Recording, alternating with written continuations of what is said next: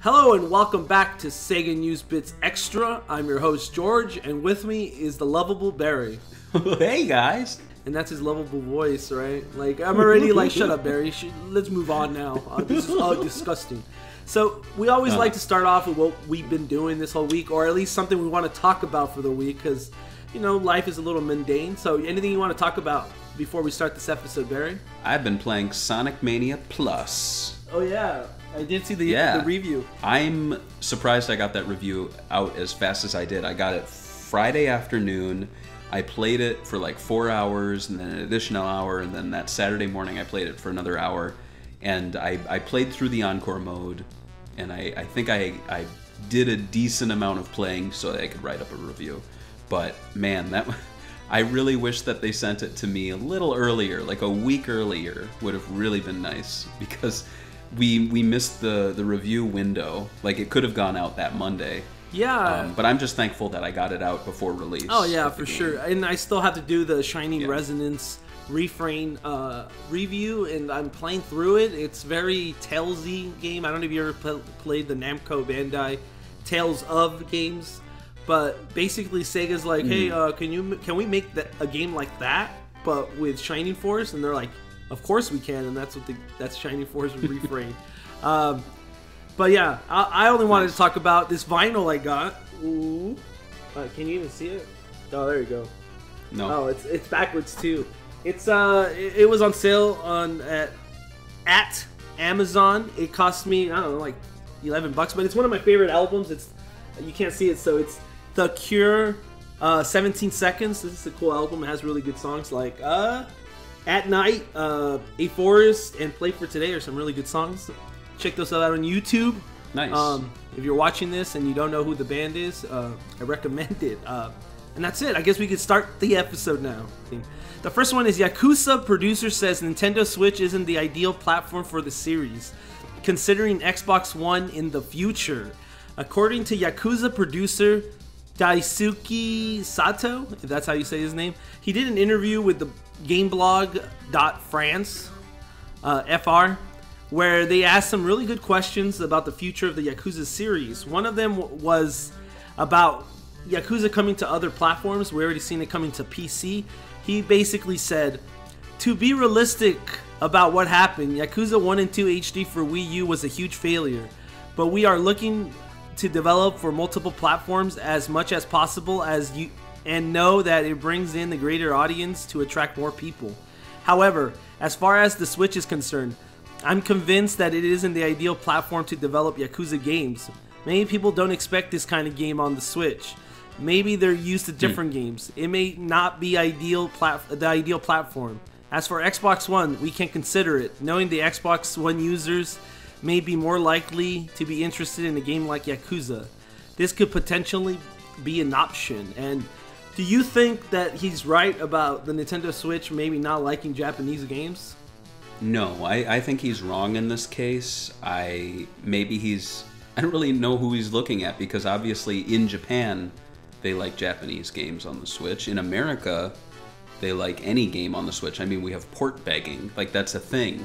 So, you know, I know, yeah. The fact that it's a thing means that it's something that people like. I know people who are like, they just want to have every game on the Switch because they like the idea of taking it on the go. So, for sure, and I think he's just saying this. I think this is just, he talks about developing on the Switch in the future. I think this is him kind of copying out, saying that the new Dragon engine is too powerful for the Nintendo Switch. Personally, I think they should give Yakuza 0 a port on the Switch, and since it's running on the old engine, and see how it sells. You know, you might sell another 500,000 units on it, and that could potentially grow the audience even more, because right now the Yakuza series is really hot right now. And as for Yakuza 6 being the last game with Kazuma Kiryu, he said, he is not dead, and that does not mean he will disappear completely. We may see him again one day. And I think me and you predicted that he's going to be a minor character in the side Yakuza series that's coming out hopefully sooner than later. For sure. Are you surprised about this? No, I'm not. I can easily see like a passing of the torch scene, or you know how Yakuza games, they have those chapter breaks and sometimes they put something really shocking. Yeah.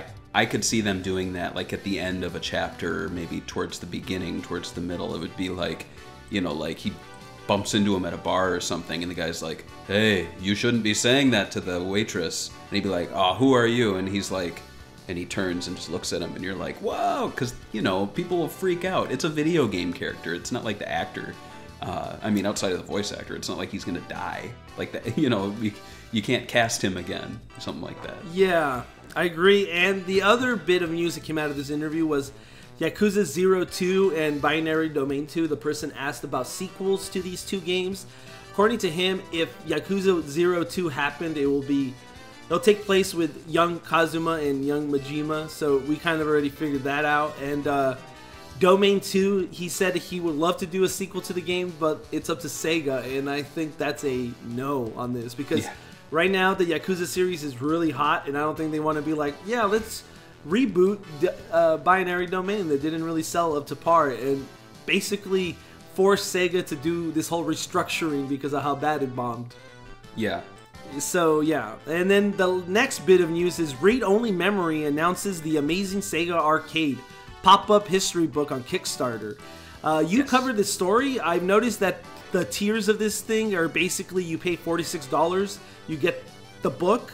If you were an early bird, you got it for $33. That's already sold out. Yeah. And then the other ones are basically $93. $93 gives you 2 books, and then $132 gives you 3 books. So there's not any bonus items they're giving you. I think they should have thought about that, in my opinion. But it's going to be funded. It's almost like 10,000 euros or whatever they're using, UK money, from being funded. So they have no issue funding this. So what do you think about this book? I think it looks fantastic. I think it looks incredible. And I think, anything you know about this? I mean, I know you talked to Darren. I know Darren, and I was getting hints about this from him. I was also getting hints from Sega Forever. He was saying, be on the lookout. There's going to be, another book announced soon. I didn't think it would be from Read Only Memory, though, because they're working on the Dreamcast book, which is why I think this one's a little more downplayed. There aren't a lot of tiers. I think they know what they want this to be, and they're going to stick to it. Some people are saying, there should be a tier for another cabinet, but honestly, this covers what I said, I had to look up the word, like the Holy Trinity. This would be the Holy Quincunx of Yu Suzuki Deluxe Arcade cabinets. We have Hang-On, Space Harrier, Thunderblade, Afterburner, and Outrun. I can't think of what else would be in here.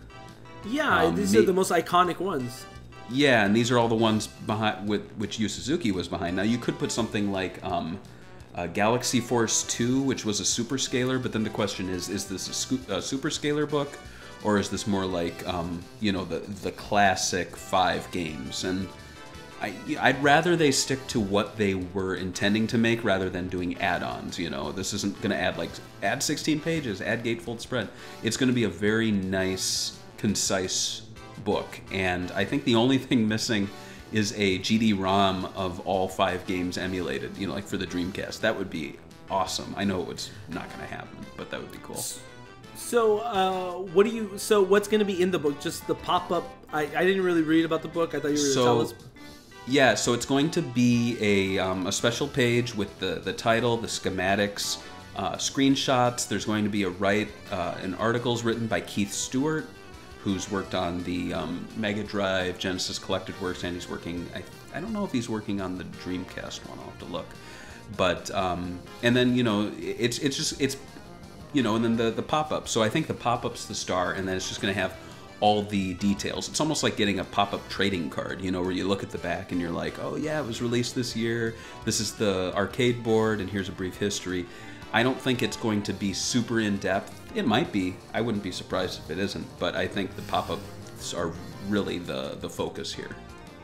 It'd be cool to have some interviews with Yu Suzuki and all the people behind it, and what thoughts went into making these, but this is a cool book to have on your coffee table and to show people the cool pop-ups. Like the pop-up, they look great. They look like to scale perfect. It's actually kind of shocking, to be honest with you. Yeah, I was really surprised. I thought they were plastic models when I first saw the screenshots.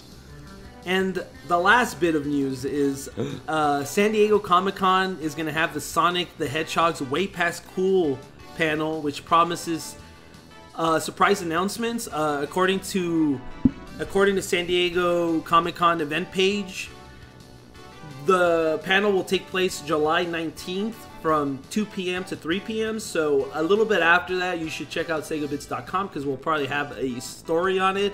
And we're definitely going to be doing a episode of the SEGA News Bits on this, obviously. So this is the who's going to be there and the little, I guess, event description. Sonic the Hedgehog has raced back into comics, bringing old enemies and new friends along for the ride.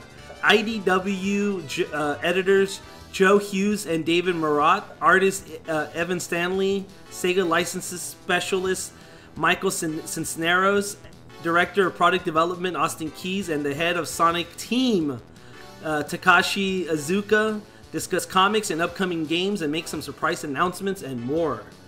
Some of the tags on this have been toys, action figures, video games. So, do you think this is going to be... What do you think the surprise announcement is going to be? I think they're going to reveal a new line of Tomy figures, because those things have kind of been like... They've been making them, but they haven't really been pushing them all that much, and I think they're at a good time right now where they could probably do some cool IDW Sonic comic packs with those. Maybe even do a comic characters as toys. Maybe do Tangle as an action figure. I also think, like you wrote in the article, that there will probably be a storyline tying into Team Sonic Racing. And I think we're also going to maybe see IDW starting to do their popular mini-series, where we might see like a 6-issue series running concurrently to Sonic, because it's no surprise that these are selling really well. And so I think if they were to push 2 Sonic books for a few months, they'd make double their money. I think I'm actually very surprised they didn't try to push a Sonic Mania Classic book, especially right now that Sonic Mania Plus just came out. That's actually what surprised me about this. But we can talk about, as fanboys, me and you, we're fanboys, right? Yeah. We try to kind of separate ourselves from these kind of announcements and go like, all right, let's aim for the bottom, right? Like, what makes sense as a company? But as fanboys, what would you want to see IDW and Sonic the Hedgehog kind of like Sonic Team kind of announce? Like if they did something together. IDW and Sonic Team, I'd like them to announce that Ian Flynn is going to be writing the next Sonic game, or that Ian Flynn is writing the story for Team Sonic Racing. That would be interesting. I think both of those would be great. I think the Team Sonic Racing one would give him a chance to show the world that he can write a video game. I think writing video games and comic books are way different. So I can see why they're hesitant to make him, be the head writer. You can't be too talky on games, especially platformer games. So yeah, it'd be interesting if people really like Team Sonic Racing, the story mode. They should just let him do it. I think it'd be interesting, but like we never know. It would be interesting what our fans think about this. Let us know. Thanks for watching this episode of SEGA News Bits Extra. We'll be seeing you guys next week for more SEGA Extra news. Bye. Later. Bye.